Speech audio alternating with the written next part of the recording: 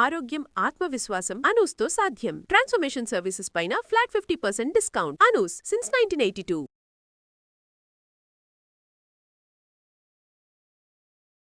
సొంతంగా మాట్లాడుకోవడానికి కొట్టుకోవడానికి రాలేదు. మనం ఇక్కడ ఒక అడ్వకేట్ ని పెట్టుకొని కూర్చున్నాం.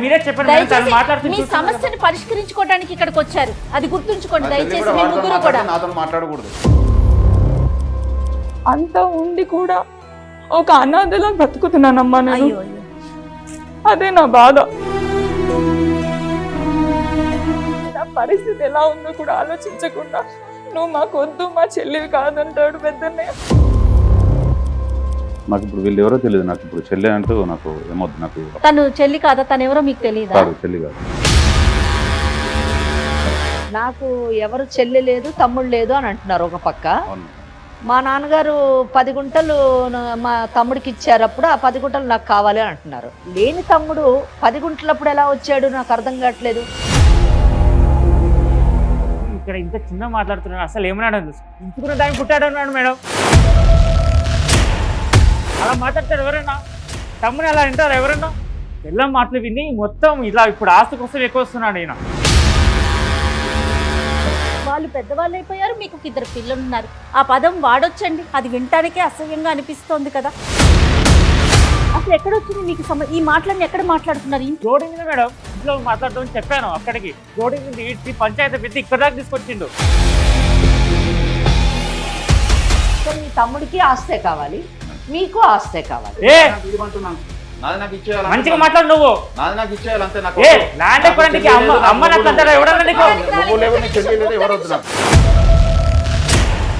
Welcome to legal advice. నమస్తే అమ్మా. నమస్తే అండి. రమ్య అని ఒక అమ్మాయి మన స్టూడియో దాకా వచ్చిందమ్మా. ఓకే. లాస్ట్ వీక్ నాతో మాట్లాడింది. చాలా బాధ అనిపించిందమ్మా నాకు తను చెప్పిన విషయాన్ని చూస్తే. మా అన్నయ్యలిద్దరూ విడిపోయారు మేడం, ఎట్లయినా కలపాలి, దానికి ఏం చేయాలో నాకు అర్థం కావట్లేదని చెప్పిందమ్మా. ఎవరినైనా తీసుకురావచ్చంట, తోబుట్టువులు తీసుకురాలేమని చెప్పుకుంటూ ఉంటాం కదా. అప్పుడు నాకు అనిపించింది ఒక్కసారి మీతో మాట్లాడించాలి. సో రమ్య వాళ్ళ అన్నయ్యలిద్దరూ కూడా మన స్టూడియోలో ఉన్నారు. ఒక్కసారి వారితో మాట్లాడండి అమ్మా మీరే. నమస్తే అమ్మా రమ్య. నమస్తే మేడం. అడ్వకేట్ మనకి వెంకటేశ్వర గారు ఉన్నారు, మీకు ఏం చేయాలనేది సలహా ఇస్తారు. నమస్తే. నమస్తే రమ్య. అసలు నీ ప్రాబ్లం ఏంటి? నీకేం కావాలి? మహబూబ్ నగర్ మాది పుట్టిల్లు. నాకు 2 అన్నయ్యలు. ఓకే. ఏంటంటే అంత ఉండి కూడా ఒక అనాథలా బ్రతుకుతున్నానమ్మా నేను. అదే నా బాధ.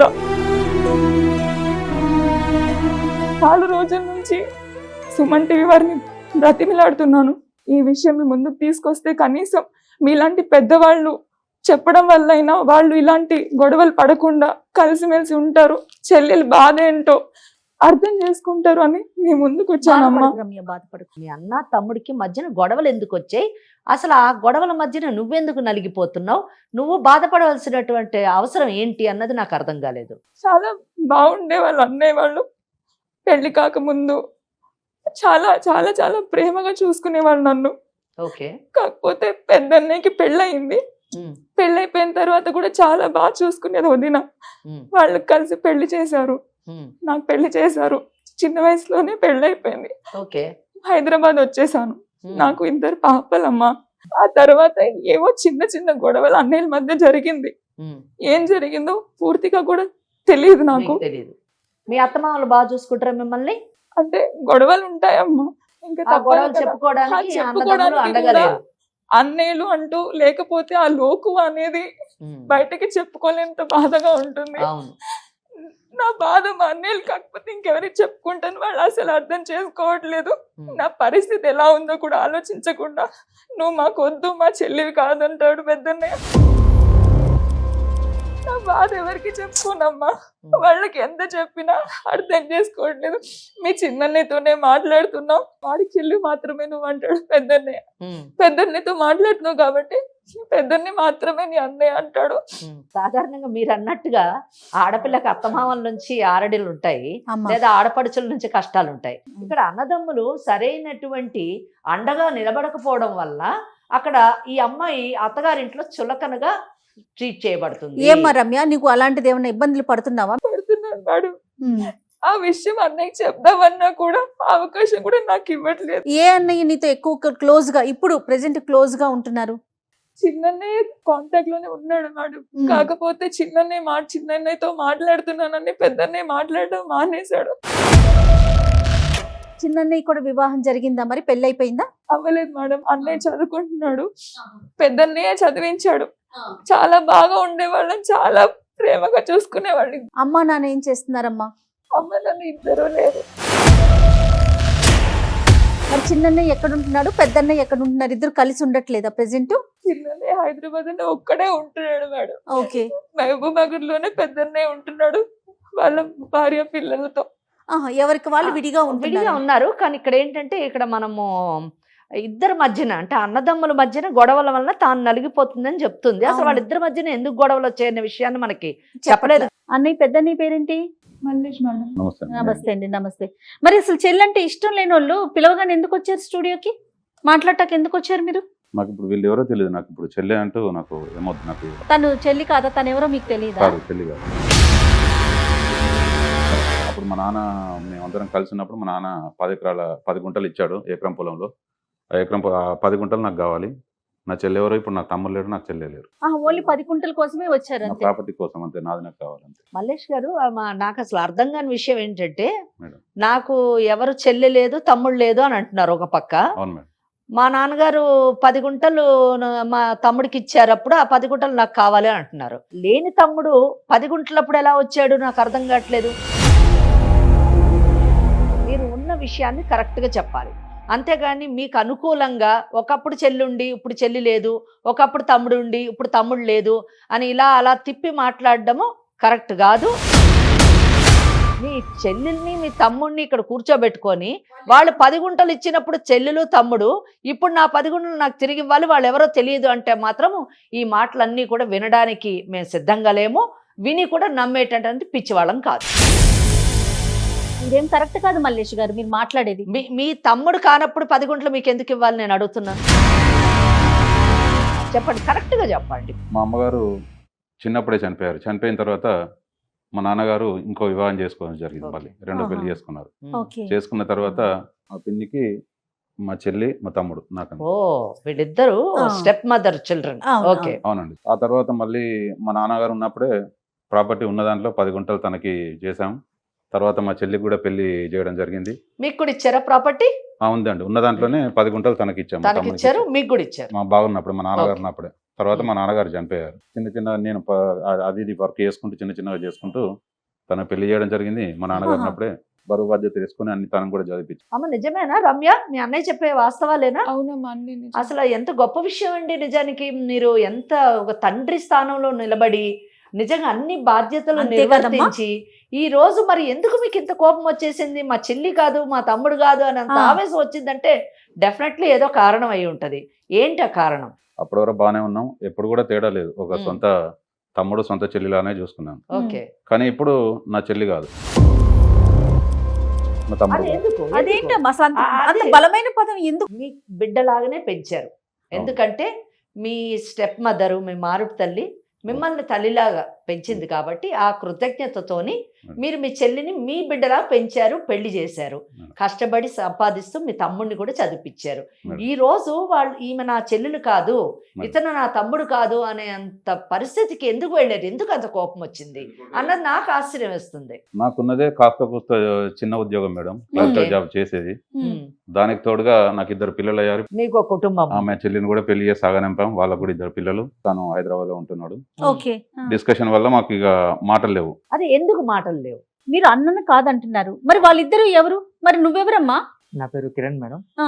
మేడం ఇప్పుడు తమ్ముడు కాదని చెప్తున్నాడు కదా, ఆస్తి అసలు ఎందుకు 10 గుంటల ల్యాండ్ గురించి మేడం. కేవలం భూమి గురించి. నాన్నప్పుడు అన్ని ఒప్పుకున్నాడు, అన్ని ఒప్పుకొని ల్యాండ్ రాసిచ్చి అన్ని చేసిండు. ఇప్పుడు మళ్ళీ అన్ని అయిపోయి ఏదో పెళ్ళని చెప్పిన మాటలు వినేసి ఇప్పుడు ల్యాండ్ అని చెప్పి పడుతున్నాడు. కాదు, నేను ఇది ఒప్పుకోవట్లేదు.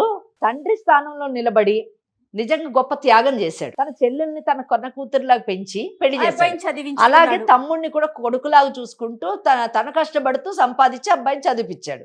అంతేకాకుండా 10 గుంటలు ఆస్తిని తండ్రి ఇస్తుంటే కూడా ఏం వ్యతిరేకించకుండా ఇవ్వడం జరిగింది.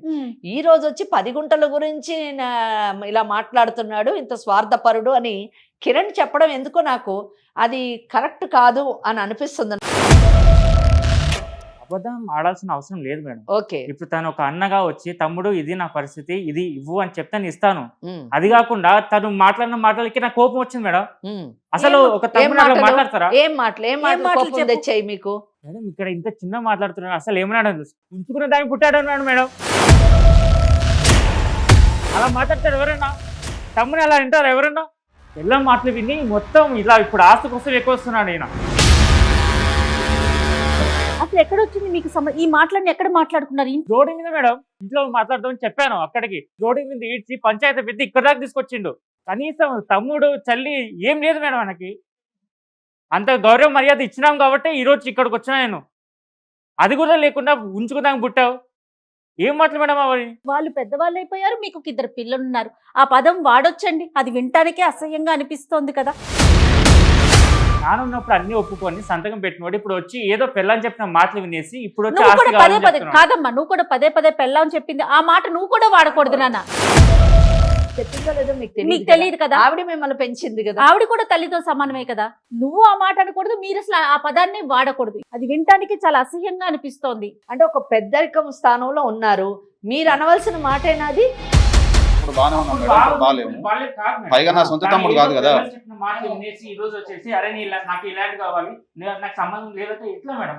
చూసారా పిల్లని చెప్పిన మాటలు అంటున్నారు.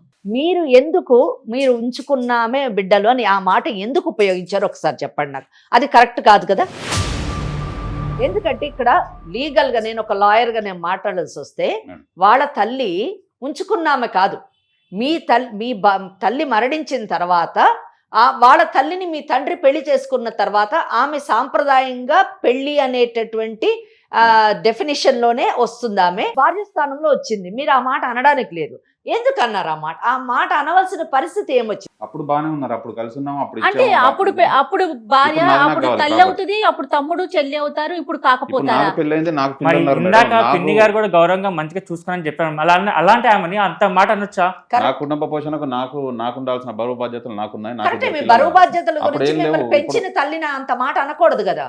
అది నేను అంటున్నాను. నాకు సొంత వాళ్ళు కాదు కదా, ఇప్పుడు నాకు లేరంటున్నాను. అప్పుడు ఇచ్చిన ప్రాపర్టీ నాది నాకు కావాలి. అప్పుడు ఆ మాట వల్లనే ఈ తగాదా వచ్చింది, మీ మధ్యన ఈ డిఫరెన్సెస్, ఈ గ్యాప్ వచ్చింది. ఆ మాట మీరు ఎందుకు అన్నారు? ఒకవేళ మీరు తప్పుగా ఆవేశంలో అని ఉంటే కానీ అది వెనక్కి తీసుకోవాల్సినటువంటి పరిస్థితి ఒక్కటేనా మేడం? ఇప్పుడు తమ్ముడిని అడిగే పద్ధతి ఉంటుంది, ఆ పద్ధతి కాకుండా ఉంచుకుందాక పుట్టావు పెళ్ళని చెప్పిన మాట నేనంటే దానికి రివర్స్ తిరిగి మళ్ళీ చెల్లిని దూరం పెట్టడం, చెల్లిని మాట్లాడడం, ఇవన్నీ కరెక్టా మేడం? తప్పు. 30 నిమిషాలలో నొప్పి లేకుండా వేడికోస్ వెయిన్ చికిత్స అవిస్ హాస్పిటల్ హైదరాబాద్. చిన్న విషయాన్ని రోడ్డుకి ఇచ్చి పంచాయతీ పెట్టి ఇక్కడ దాకా తీసుకొచ్చిండు. ఇదేమైనా మంచిదా మేడం? అవును, ఉంచుకున్న దానికే పుట్టిన చూడ ఉంచుకున్న దానికే పుట్టిన కదా. అప్పుడు నాకు లేదు కాబట్టి నాకు ఇవ్వమంటున్నాను. నాది నాకు ఇచ్చేయాలి. మంచిగా మాట్లాడు. నాది నాకు ఇచ్చేయాలి అంతే. నాకు ల్యాండ్ ఎక్కడానికి అమ్మ నువ్వు లేవు, నీ చెల్లి లేదు, ఎవరు వద్దున్నారు. సొంతంగా మాట్లాడుకోవడానికి కొట్టుకోవడానికి రాలేదు. మనం ఇక్కడ ఒక అడ్వకేట్ ని పెట్టుకొని కూర్చుని మీ సమస్యను పరిష్కరించుకోవడానికి ఇక్కడికి వచ్చారు. అది గుర్తుంచుకోండి. నాతో మాట్లాడకూడదు. అసలు ఏం మాట్లాడుతున్నారండి మీరు? మాట్లాడేది వింటే మాకే కోపం వస్తా ఉంది. ఏంటి అసలు మల్లేష్ మాట్లాడదలుచుకుంటే వాడితో మాట్లాడకూడదు, కట్ చేయాలి. ఇది ఎక్కడ న్యాయం? మీరు ఒక పెద్ద మనిషిలాగా, ఒక పెళ్ళైనటువంటి వ్యక్తిలాగా మాట్లాడట్లేదు. అసలు ఏదో రోడ్డు మీద పోరంబోకు మాట్లాడినట్టు మాట్లాడుతున్నారు. అది కరెక్ట్ కాదండి.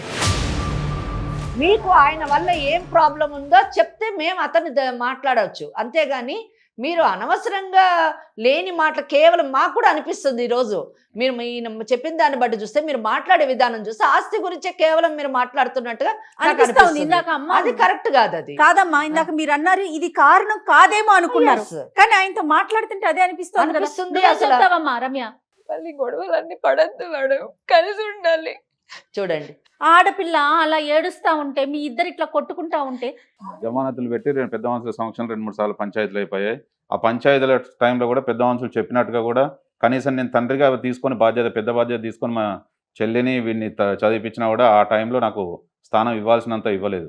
నా మాటగా జవదాటి నేను ఇంట్లో మాట్లాడుకుందాం అని చెప్పి పరిష్కారం చేసుకుందాం అంటే కూడా అప్పుడు వినాల్సిన రకంగా వినలేదు. తప్పుడు మాటలు మాట్లాడిన. తప్పుడు మాటలు ఏం మాట్లాడారు? తప్పుడు మాట్లాడంటే పిల్లని చెప్పుడు మాటలు వింటున్నాడని పంచాయతీ అక్కడ కూడా ఒక రకంగా తల్లి లాంటిది, అంటే వదిన వరుస కదా, ఒక తల్లి స్థానం ఇచ్చి మీరు ఇద్దరిని అది కూడా hurt అయ్యారు. చూసుకోవడం కూడా హట్ అయ్యారు అక్కడ కూడా నాకు విలువ లేదు, రోడ్డు మీద పడేశారు. అక్కడ కూడా బజార్కి ఇచ్చి నాకు పరువు తీయాల్సిందంతా తీసేశారు. లేనిది ఊహించుకొని చిన్న చిన్న చిన్న చిన్న మనస్పర్ధలు. విషయాలకి మనస్పర్ధలు తెచ్చుకొని మిమ్మల్ని మీరు దూరం చేసుకొని ఉన్న బంధాలని బంధుత్వాల్ని తెంచుకుంటున్నారు అని నాకు అనిపించింది. ఇప్పుడు నేను ఒక్కొక్కళ్ళతోని ఒక్క నిమిషం మాట్లాడతాను. కిరణ్, ఇప్పుడు ఒకవేళ మీ అన్న నాకు నా 10 కుంటలు కావాలి అని ఖచ్చితంగా కూర్చున్నాడు అనుకోండి, మీరు ఇచ్చేయడానికి సిద్ధంగా ఉన్నారా? నాకు అసలు ఇష్టం లేదు. ఆయన అన్న మాటలు కాదు మేడం, రేపు నా ఫ్యూచర్ కూడా నేను చూసుకోవాలి కదా. ఆయనకు Okay. ఆల్రెడీ పెళ్ళి అయిపోయింది, పిల్లలు ఉన్నారు. ఏదో ఇప్పుడున్న కష్టానికి కష్టాలు ఎన్ని రోజులు ఉంటాయి మేడం? కొద్ది రోజులు ఉంటాయి. ఆ కొద్ది రోజులు భరించి ఏదో చేసుకుంటే అయిపోద్ది. ఇప్పుడు నేను ఇంకా పెళ్లి చేసుకోలేదు, ఇంకా జాబ్ సెర్చ్ చేస్తున్నాను. ఇంకా నేను జాబ్ సెటిల్ అవ్వలేదు, నేను ఉన్నదాన్ని కూడా అమ్ముకుంటే నేను ఎట్లా మేడం? ఓకే, మీరు ఎట్టి పరిస్థితుల్లోని మీకు ఇవ్వడానికి ready. ఇచ్చినటువంటి 10 గుంటాలు తిరిగి ఇవ్వడానికి మీరు ఇష్టపడటం లేరు. ఆస్తికే ప్రాముఖ్యత ఇస్తున్నారు కానీ మీ అన్న ఆ బంధానికి బంధుత్వానికి మీరు ప్రాముఖ్యత ఇవ్వటం లేదు. సరే, మీరు పెంచినటువంటి తమ్ముడు మీకంటే వయసులో చిన్నవాడు, ఇంకా జీవితంలో సెటిల్ కానటువంటి వాడు, మీ అంతటా మీరు మీ ఇష్టంతో 10 కుంటాలు ఇచ్చారు. ఇప్పుడు ఇవ్వని అంటున్నాడు కాబట్టి పోతే పోనీ నా బిడ్డ తీసుకున్నాడు, ఆడ ఎక్కడున్నా బాగుండాలి అనే ఆలోచనతో మీరు వెనక్కి వెళ్ళిపోయేటటువంటి అవకాశం ఉందా? లేదు, ఎందుకు? నాకు రోడ్డు మీద పడేశారు, బజార్కి ఇచ్చారు కదా, నాకు తీయాల్సినంత పరువు ఓకే, ఊర్లో అంటే కూడా మీ తీశారు 10 మొత్తం. కుంటాలు ఆయన ఇస్తే మీ ఆ పరువు పోయిన పరువు వస్తుందా? నాకు ప్రాపర్టీ ముఖ్యం మేడం, నాకు ప్రాపర్టీ కావాలి. సో మీ తమ్ముడికి ఆస్తే కావాలి, మీకు ఆస్తే కావాలి. రమ్య, నేను ఒక విషయం అడుగుతాను. మీరు విన్నారు కదా ఇప్పుడు మాట్లాడింది, మీ అన్న తమ్ముడును వీళ్ళిద్దరికి ఆస్తులే కావాలట. మరి మీకు కూడా ఆస్తి కావాలా? వద్దమ్మా, నాకు ఆస్తుల మీద ఎలాంటి ఆశ లేదు. నాకు కావాల్సింది మా అన్నయ్యలు, వాళ్ళ ప్రేమ మాత్రమే కావాలి నాకు. ఈ ఆస్తి మీద ఏం చేసుకోవాలో మా ఆస్తి మీరు చెప్పండి. అత్తగారి ఇంట్లో ఏదైనా కష్టం వస్తే ఒక ఫోన్ చేసో లేదంటే అక్కడ నన్ను మా ఆయన కొట్టినప్పుడు నేను ఎక్కడికి వెళ్ళాలి? నా బాధ ఎవరితో చెప్పుకోవాలి చెప్పండి? ఇన్ని సంవత్సరాల నుంచి ఆ ఒంటరితనం నేను భరించలేకపోయాను, అందుకే మీ దగ్గరకు వచ్చాను. మీరైనా కనీసం వాళ్ళకి నచ్చ చెప్తారు. ఎవరేం చెప్పట్లేదు. మా ఆయనని అడిగితే కూడా వాళ్ళు చులకనగా మాత్రమే చూస్తున్నారు. మా అత్తగారు అంతే కానీ కదండి. బావగారు కానీ లేని కష్టాలు కూర తెచ్చుకోవడం అంటారు దీన్ని. మీరు చెప్తున్నారమ్మా, ఒక రాఖీ పండుగ వచ్చి మా ఆడబిడ్డ వచ్చి మా ఆయనకి రాఖీ కట్టడానికి వచ్చి వెగతాళిగా నవ్వుతుంటా బాధ ఎంత ఉంటుందమ్మా నాకు. ఇద్దరు అన్నయ్య నుండి కూడా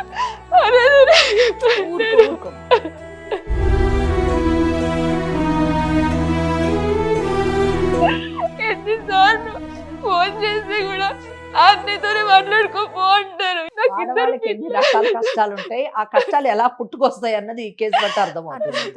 వాళ్ళకి చెవులు కుట్టించడానికి తీసుకెళ్తే మేనమామే కుట్టాలి కానీ వాళ్ళకి లేదమ్మా. మల్లేష్, నా చెల్లెలు కిరణ్తో మాట్లాడుతుంది కనుక నేను మాట్లాడను, నాకు వాళ్ళు లేనట్టే, నాకు ఆస్తే కావాలని అన్నావు కదా. నాకు తెలియదు ఆమె బాధను నువ్వు ఎంత అర్థం చేసుకున్నావో. ఆ మాటలు ఆ బాధ వింటుంటే హృదయం ద్రవిస్తుంది, కళ్ళల్లో నీళ్లు తిరుగుతున్నాయి. చూసావా నీ చెల్లెలు ఎంత బాధపడుతుంది, అక్కడ అత్తగారింట్లో ఎన్ని అవమానాలకు లోనవుతుంది. నువ్వు నీ తమ్ముడు కలిసి ఆ అమ్మాయి జీవితాన్ని నరకం చేస్తున్నారు. అత్తింట్లోని సుఖంగా ఉండాల్సిన అమ్మాయి యొక్క జీవితాన్ని అవమానాలు పాలు చేస్తున్నారు. ఇది మీకు ఎంత మటుకు సమంజసం చెప్పండి? ఇప్పుడైనా అసలు నిజంగా రేపు మీ బిడ్డలకి, రేపు మీకున్నటువంటి బిడ్డలు లేదా రేపు అబ్బాయికి పెళ్ళి పిల్లలు పుడితే ఆ పిల్లలు ఇదే స్థానంలో కూర్చుంటే మీరు తండ్రులుగా భరించగలరా? చెప్పండి, ఆలోచించండి. కిరణ్, హాస్పిటల్ ఉన్నానమ్మా. నేను సిజరీన్ అయినప్పుడు పాప పుట్టినప్పుడు చాలా హెల్త్ పాడైపోయింది. మీ అత్తగారు ఎలా చూస్తారో తెలుసు కదమ్మా.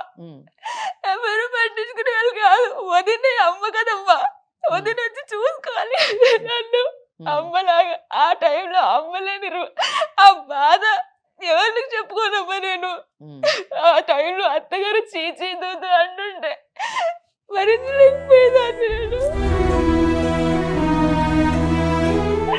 ఎన్నిసార్లు ఫోన్ చేసినా పట్టించుకునే వాళ్ళు కాదు.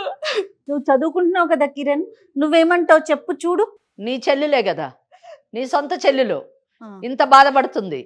10 గుంటాలు అన్నకి ఇవ్వడానికి నువ్వు సిద్ధంగా లేవు. చెల్లెలు జీవితం ఎటన్నా పోని. అండ్ మల్లేష్, మీరు బిడ్డలా పెంచారు, పెళ్లి చేశారు, చేసినటువంటి బిడ్డ మీ ముందు కూర్చొని ఏడుస్తుంది, మీకు కూడా ఒక ఆడ కూతురు ఉంది, ఆ కూతురు ఇలా కూర్చొని ఏడుస్తే ఆమె పరిస్థితి ఏంటి నాకు కూడా చెప్పండి. ఒకప్పుడు చెల్లి అంటే ఆడబిడ్డ అంటే నాకు కూడా మరి ఈ- ఈ కానీ మరి ఇష్టమే ఇప్పుడు 10 ఉండదు గుంటలు ఎక్కువైంది కదా చెల్లెల కంటే. మేడం. నాకు వాడితో మాట్లాడుతుందని చెప్పి నేను అంత అవును, ఎందుకు మాట్లాడుతుంది, తెగతెంపులు చేసుకున్నాను మేడం. ఎందుకు మాట్లాడకుండా. మాట్లాడుతుంది? తమ్ముడు ఒకటి, 2 ఆ బాధల తన పడే కష్టాలు తన మనసు ఎవరితో పంచుకోవాలి మీరు మాట్లాడినప్పుడు ఇంకెవరితో మాట్లాడుతుందండి? చెప్పండి. అమ్మ ఇట్లా కాదమ్మా, నేను- ఒకవేళ కోర్టుకి వెళ్తారు అనుకుందాం, Yes. అసలు అప్పుడు ఎలా ఉంటుంది ఏంటి అనేది ఒక్కసారి చెప్పండి అమ్మ, అప్పుడైనా వీళ్ళకి అర్థం అవుతుందేమో అనిపిస్తోంది. కీలెంచి వాత పెట్టాలని ఒక సామెత ఉంది అవును కదా, అవును. ఇలాంటి వాళ్ళకి ఆ. అంటే ఇట్లాంటి మూర్ఖులకి అని చెప్పాలి, నిజం చెప్పాలి, ఇది మూర్ఖత్వమే. ఇప్పుడు నేను మాట్లాడిన తర్వాత మీ అన్నదమ్ములు ఇద్దరు మనసులు మార్చుకొని మనం జీవితాంతం బ్రతికున్నంత కాలం మనం ముగ్గురు కలిసి ఉంటామని ఒక నిర్ణయానికి వచ్చి వెళ్ళారా, సరే లేని పక్షంలో మీ జీవితం ఏమవుతుందో చెప్తాను నేను. ఇప్పుడు గొడవంతా కూడా ఆస్తి గురించి వచ్చింది. ఇండియన్ సక్సెషన్ యాక్ట్ అనే ఒక చట్టాన్ని అమెండ్మెంట్ చేశారు, మార్పు తీసుకొచ్చారు. ఆ మార్పు ప్రకారం ఏంటంటే తల్లిదండ్రులకి ఉన్నటువంటి ఆస్తిని బిడ్డలకి పంపకం చేసేటప్పుడు ఆ పంపకంలోని మగపిల్లలకి ఎంత హక్కు ఉంటుందో ఆడపిల్లలకు కూడా అంతే హక్కు ఉంటుంది అనేటటువంటి సవరణ చేయడం జరిగింది. అంటే దీని ప్రకారం ఏంటంటే మీరు కొట్లాడుకునేటటువంటి 10 కుంటల ఆస్తిలోని ఆమెకు కూడా బాగుంది అన్న సంగతి మర్చిపోకుండా ఒళ్ళు దగ్గర పెట్టుకొని ఎవరికి ఉన్నటువంటి ఆస్తిని, ఇప్పుడు ఉన్నటువంటి ఆస్తిని కాపాడుకోవాలంటే మీరు మీ యొక్క గొడవల్ని పక్కకు పెట్టి ముగ్గురు మంచిగా కలిసి ఉండడానికి ప్రయత్నించాలి. అది ఫస్ట్ థింగ్. ఆస్తి పోగొట్టుకోవద్దు అంటే, లేకపోతే మీకు ఇచ్చినటువంటి ఆస్తిలోని పంపకం జరుగుతుంది, మీకు ఇచ్చినటువంటి ఆస్తిలోని పంపకమై 3 భాగాలుగా వెళ్ళినప్పుడు మీ ఇద్దరికి ఉన్న ఆస్తులు కట్ అవుతాయి. సెకండ్ థింగ్, బాధ్యతలు పెరుగుతాయి. ఏ విధంగా బాధ్యతలు పెరుగుతాయి అంటే, మొదటిదేమో మీరు గొడవలు పెట్టుకుంటుంటే మీ చెల్లెలింట్లో కూడా నిప్పు రాచుకుంటుంది. రాజుకొని ఆమె అత్తగారింట్లోని గొడవలకి కష్టాలకి తట్టుకోలేక విడిపోవలసినటువంటి పరిస్థితి వచ్చి ఆమె ఇద్దరు పిల్లలు కలిసి మీ ఇద్దరింటి మీద పడతారు. అప్పుడు మీరు ఆమె బాధ్యతని చచ్చినట్టు నిర్వర్తించాలి. ముగ్గురిని పోషించాల్సినటువంటి బాధ్యత మీ ఇద్దరి మీద పడుతుంది. వీళ్ళు అంత పరువు గురించి మాట్లాడుతున్నారు కదా, మరి పరువు గురించి మాట్లాడారు, పంచాయతీలోకి వెళ్ళారు కాబట్టి నా పరువు పోయిందన్నారు. మరి అంత పరువు గురించి మాట్లాడే వాళ్ళు రేపు చెల్లెలు మొగుడిని వదిలేసి ఇంటికి వస్తే రోడ్డు మీద వదిలేస్తారా? సొసైటీ వాళ్ళని చీకొట్టదా? మరి అటువంటి పరిస్థితుల్లో ఆమె బాధ్యత తీసుకోవాలి. ఆమె బాధ్యత తీసుకుంటే నీ చెల్లెలు వచ్చి మన ఇంటి మీద పడ్డది, ఇంక ఈమెని నువ్వే చూసుకుంటూ ఉండి నేను మా పుట్టింటికి వెళ్ళిపోతానని ఆయన పెళ్ళం వెళ్ళిపోతుంది. ఈయనకేమో ఇటువంటి కుటుంబంలో పిల్లలు మేము ఇవ్వమని ఈయనకి ఈ జన్మలో పెళ్లి కాదు. ఇక మీరే ఆలోచించు. ఇది జరిగేటటువంటి పరిస్థితి.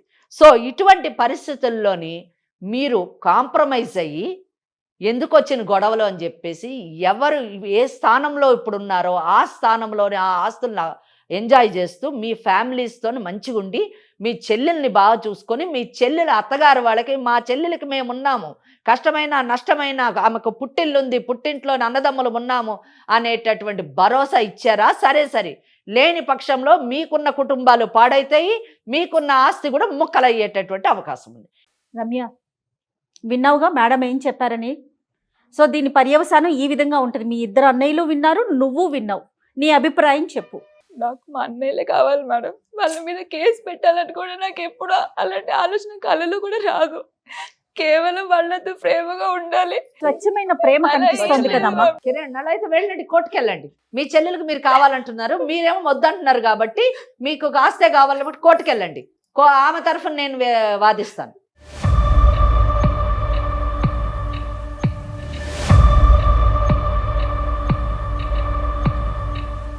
అంతే, అట్లా 2-3 మాటలు అన్నాడని అంతే, అని ఆస్తి మీద నాకేమి ఎంత లేదు. ఆయన ఏదో అన్న మాటలకి నాకు కొంచెం కోపంలో చెల్లి వచ్చిన పట్టించుకోకుండా, నాకన్నా అన్న ఎక్కువ అన్న అంత ప్రేమ అంతా తను అన్నకి చూపిస్తుందేమో నేను బాధపడ్డాను, అంతేగాని తన మీద నాకు ఎలాంటి లేదు. సో నా చెల్లి నేను దూరం చేసుకోవాలని ఏదో ఆస్తి కోసం అన్నని దూరం చేసుకుని అనుకోవట్లేదు. అన్నకి ఇచ్చేస్తాను కావాలంటే, అందులో నా కష్టంతో నేను పైకి వస్తాను. Very good. ఎందుకంటే నీ చెల్లెల బాధను అర్థం చేసుకోవడం ఒక ఎత్తు అయితే భవిష్యత్తు భయానకంగా చేసుకోకపోవడం ఇంకొక. మంచి నిర్ణయం అమ్మా, చాలా మంచి మల్లేష్ గారు. వాళ్ళిద్దరు కలిసి ఉన్నాక నాది కూడా నేను ఒక్కరిని కూడా ఎందుకు బ్లేమ్ అవ్వాలని నాకు కూడా ఆలోచన ఉంది మేడం. ఉమ్. తల్లి లాంటి వదిలేని ఒక మాట అన్నాడు అని చెప్పి బాగా ఓ. నన్ను కూడా పరువు అది. తీసినట్టు మాట్లాడండి కాబట్టి అక్కడ నేను కొంచెం మనస్తాపం అయిపోయాను. కిరణ్ విన్నావు కదా, నిన్ను పెంచింది కదా ఆవిడ్ని గౌరవించాలి కదా. అదే అమ్మే ఒక మాట నింది అనుకో, సర్దుకుంటారు కదా మీరు. అంతే కదా, మీ అమ్మ పెంచిందని మీ అన్న తన కష్టపడి త్యాగం చేసి మిమ్మల్ని పెంచాడు. మిమ్మల్ని పెంచినటువంటి వదిన్ని మీరు గౌరవించాలి తల్లిలాగా. మరి ఆస్తి విషయం ఏం చేద్దాం మల్లేష్ గారు? వాళ్ళిద్దరు నాతో కలిసి ఉంటే నాకు అంత ఓ, అదే పెద్ద ఆస్తి. వెరీ గుడ్, వెరీ చాలా సంతోషించాలి. చాలా, చిన్న చాలా. చిన్న గొడవలమ్మా, చిన్న, మనస్పర్ధలు అంతే. అంతే. మన దగ్గరికి రమ్య వచ్చినప్పుడు మరి అన్నయ్యలు ఇద్దరు వస్తారమ్మా, అసలు నువ్వు మాట్లాడుతున్నావా అంటే లేదు మేడం నేను మాట్లాడట్లేదండి. అప్పుడు అనిపించింది నాకు, మీ సమక్షంలో కూర్చోబెట్టి మాట్లాడి దాని పర్యవసానం ఏ విధంగా ఉంటుంది అనేది తెలిస్తే వాళ్ళకి అవును, కొంత ఆలోచన శైలిలో మార్పు వస్తుంది అనేసి అవును. చాలా సంతోషం అనిపిస్తుంది అమ్మ. ఈ రోజు చాలా, ఒక నాకు మంచి కూడా చాలా విషయం మనం సంతోషం. మాట్లాడాము, దానికి ఒక పరిష్కారాన్ని మీరు చూపించారు. అవును. ఏమంటావు రమ్య? చాలా చాలా ఆనందంగా ఉంది ఇప్పుడు. నేను మనసులో ఉన్న ఇంకేడవకు బరువు తల్లి, అంతా- వచ్చిన కాని బరువు ఏడుస్తూనే అంతా ఉన్నావు. తీరిపోయింది. చాలా చాలా ధన్యవాదాలు అమ్మ. మరుగున పడుతున్న ఆప్యాయతల్ని కాపాడేటటువంటి అవకాశం చాలా అరుదుగా లభిస్తూ ఉంటుంది. అవునమ్మా, ఆప్యాయతల్ని కాపాడేటటువంటి కేసులు చాలా తక్కువ వస్తాయి. అవునమ్మా. ఈ ప్లాట్ఫామ్ మీద ఇటువంటి కేసు రావడము, సెటిల్ చేయడము నిజంగా చాలా నాకు కూడా ఒక తృప్తినిచ్చింది అని చెప్పొచ్చు. రైట్ అమ్మా, థ్యాంక్ యూ సో మచ్ అమ్మా. ఎప్పుడు కూడా బంధాలని బంధుత్వాలని పోగొట్టుకోకండి. ఆస్తులు ఏమున్నాయి సంపాదించుకోవచ్చు, కానీ బంధాలని సంపాదించుకోవడం చాలా కష్టం. ఓకేనండి, రైట్, నమస్తే.